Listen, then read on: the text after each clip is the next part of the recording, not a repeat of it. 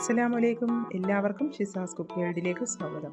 ഇന്ന് വളരെ പെട്ടെന്ന് തയ്യാറാക്കാൻ പറ്റുന്ന ഒരു സ്നാക്കിൻ്റെ റെസിപ്പി ആയിട്ടാണ് ഞാൻ വന്നിട്ടുള്ളത്. വളരെ സിമ്പിളാണ് ഇത് തയ്യാറാക്കിയെടുക്കാൻ. ഒരുപാട് ഇൻഗ്രീഡിയൻസ് ഒന്നും ആവശ്യമില്ല ഇത് തയ്യാറാക്കാനായിട്ട്. അപ്പോൾ നമുക്കിത് എങ്ങനെയാണ് തയ്യാറാക്കുന്നത് നമുക്ക് നോക്കാം. എൻ്റെ വീഡിയോ ഇഷ്ടപ്പെടുന്നവർ എന്നെ ലൈക്ക് ചെയ്യാനും ഷെയർ ചെയ്യാനും സബ്സ്ക്രൈബ് ചെയ്യാനൊന്നും ആരും മറക്കരുത് കേട്ടോ. ഞാനിപ്പോൾ ഒരു ബൗൾ എടുത്തതിന് ശേഷം അതിലോട്ട് 2 ടേബിൾ സ്പൂൺ പഞ്ചസാരയാണ് ചേർത്ത് കൊടുത്തിരിക്കുന്നത്. ഇനി അതിലോട്ട് തന്നെ 2 ടേബിൾ സ്പൂൺ നെയ്യാണ് ഒഴിച്ചു കൊടുക്കുന്നത്. അതിനുശേഷം ഒരു 2 ടേബിൾ സ്പൂൺ വെള്ളവും കൂടി ആഡ് ചെയ്ത് കൊടുക്കാം. എന്നിട്ട് ഇതെല്ലാം കൂടി നല്ലതുപോലെ ഒന്ന് സ്പൂണിന് മിക്സ് ചെയ്യുക. പഞ്ചസാരയൊക്കെ അതിൽ അലിയത്തക്ക രീതിയിൽ നല്ലതുപോലെ ഒന്ന് സ്പൂണിന് മിക്സ് ചെയ്തെടുക്കാം.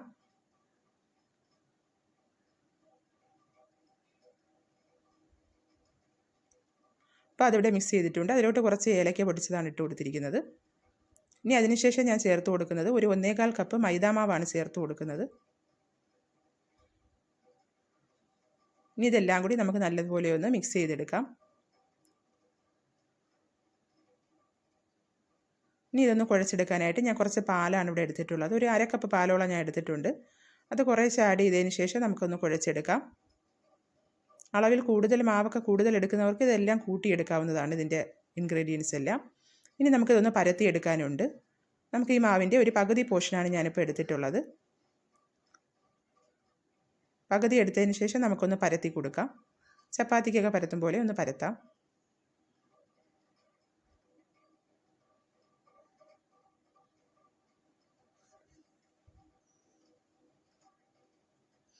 ഒരുപാട് അങ്ങ് കനം കുറഞ്ഞു പോകണ്ട. ഈ ഒരു കനത്തിനാണ് ഞാനിതിവിടെ പരത്തിയെടുത്തിരിക്കുന്നത്. ഇനി നമുക്കിതിൻ്റെ എഡ്ജൊക്കെ ഒന്ന് കട്ട് ചെയ്ത് മാറ്റാം.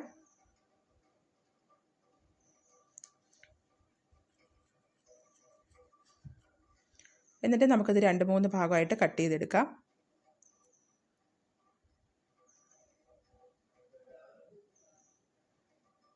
ഇനി നമുക്ക് തിരിച്ചും ഒന്ന് കട്ട് ചെയ്ത് കൊടുക്കാം. വേണമെങ്കിൽ നമുക്ക് ഇതിനെക്കാട്ടി ചെറിയതായിട്ട് നമുക്ക് കട്ട് ചെയ്തെടുക്കാം, കുഴപ്പമൊന്നുമില്ല. ഞാനിപ്പോൾ ഈ വലിപ്പത്തിനാണ് എടുത്തിരിക്കുന്നത്, ഇത്ര കട്ട് ചെയ്യാൻ എടുത്തിരിക്കുന്നത്. ഇനി നമുക്ക് എണ്ണ ചൂടായി വരുമ്പോഴത്തേക്ക് അതിലോട്ട് ഇട്ട് കൊടുക്കാം. ഒരു മീഡിയം ടു ഹൈ ഫ്ലെയിമിൽ ഇട്ടിട്ട് വേണം നമ്മളിത് ഫ്രൈ ചെയ്തെടുക്കാനായിട്ട്. ഇതിൻ്റെ ഉൾഭാഗമൊക്കെ ഒന്ന് കുക്കായി വരണം.